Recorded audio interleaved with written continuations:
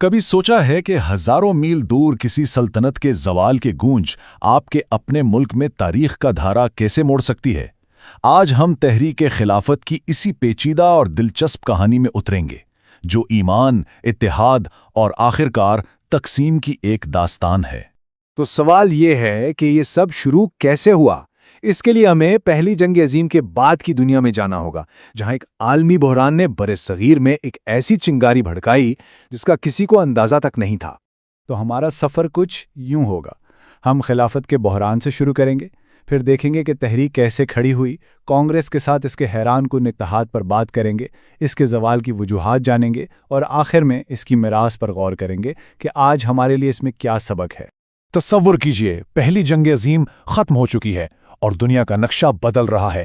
سلطنت عثمانیہ، جو صدیوں سے اسلامی دنیا کا مرکز تھی، شکست خوردہ ممالک میں شامل ہے، اور اس شکست کی لہریں سیدھی ہندوستان کے ساحلوں سے ٹکرا رہی ہیں۔ تو یہ خلافت آخر تھی کیا؟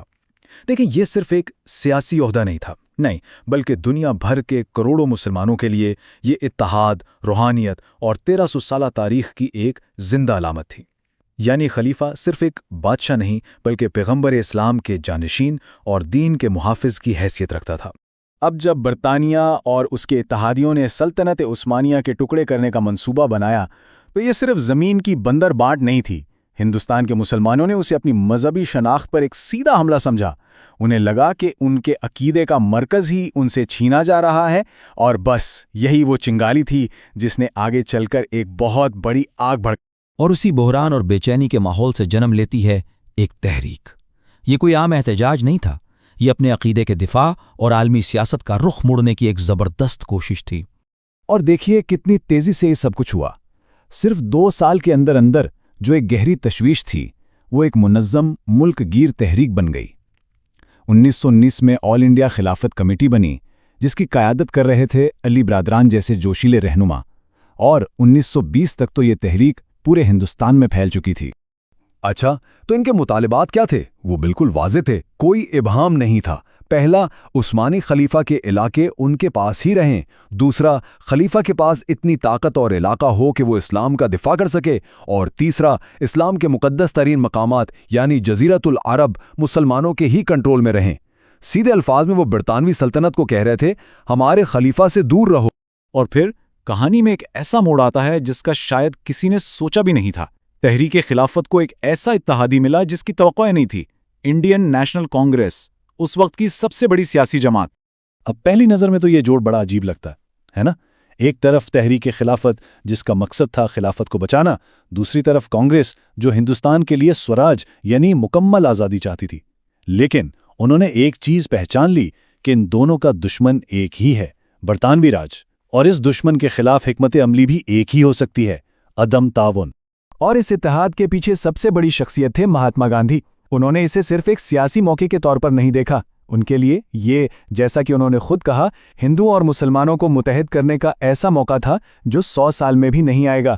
گاندھی کا پختہ یقین تھا کہ ہندو مسلم اتحاد کے بغیر حقیقی آزادی ممکن ہی نہیں، اور خلافت کا مسئلہ اس اتحاد کو حقیقت کا روپ دینے کا ایک سنہری موقع تھا۔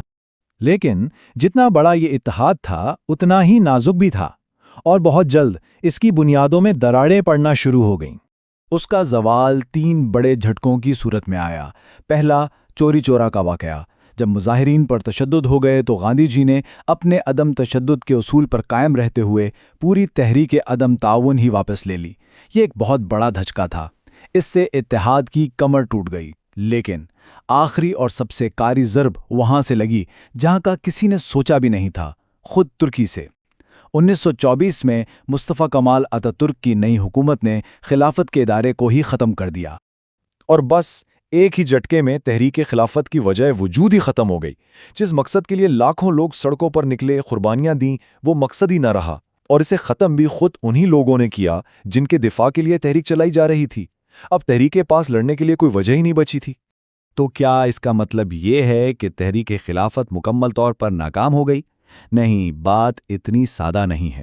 بھلے ہی یہ اپنے فوری مقصد میں کامیاب نہ ہوئی ہو، لیکن اس کے اثرات، اس کی گونج آج بھی برِ صغیر کی تاریخ اور سیاست میں سنائی دیتی ہے۔ یہ جو میراث ہے نا، یہ بڑی ملی جلی ہے۔ ایک طرف دیکھیں تو ہاں اس نے ہندو مسلم اتحاد کی ایک ایسی مثال قائم کی جو پہلے کبھی نہیں دیکھی گئی، لیکن یہ زیادہ دیر نہ چل سکا۔ دوسری طرف اس کا جو اصل سیاسی مقصد تھا یعنی خلافت کو بچانا، وہ تو پوری طرح ناکام ہوا۔ لیکن سب سے اہم بات، مستقبل کی سیاست پر اس کا اثر بہت گہرا اور دیرپا تھا، جس نے بڑے صغیر کی تقدیر کو ہمیشہ کے لیے بدل دیا۔ اس کے نتائج بہت دور رس تھے۔ ایک طرف تو اس نے ہندوستان کے مسلمانوں کے ایک بہت بڑے طبقے کو قومی سیاست کے دھارے میں شامل کر دیا، لیکن دوسری طرف جب یہ اتحاد ٹوٹا تو اس نے دونوں قوموں کے درمیان بے اعتمادی اور شکوک و شبہات کے ایسے بیج بوئے جو بعد میں بہت بڑے درخت بنے۔ اور کچھ تاریخ دان تو یہ بھی کہتے ہیں کہ اسی تحریک نے مذہبی شناخت پر مبنی سیاست کو اتنا مضبوط کیا کہ آگے چل کر تقسیم کی راہ ہموار ہوئی۔ تو آخر میں ہم تحریک خلافت کو کس نظر سے دیکھیں؟ کیا یہ ہندوستانی اتحاد کا ایک سنہرا باب تھا جب سب ایک مشترکہ دشمن کے خلاف اکٹھے ہوئے، یا پھر یہ ایک ایسی تحریک تھی جس نے انجانے میں ان مذہبی لکیروں کو اور گہرا کر دیا جو آخر کار برصغیر کی تقسیم کا سبب بنی؟ یہ ایک ایسا سوال ہے جس کا جواب تاریخ کی کتابوں میں آج بھی تلاش کیا جا رہا ہے۔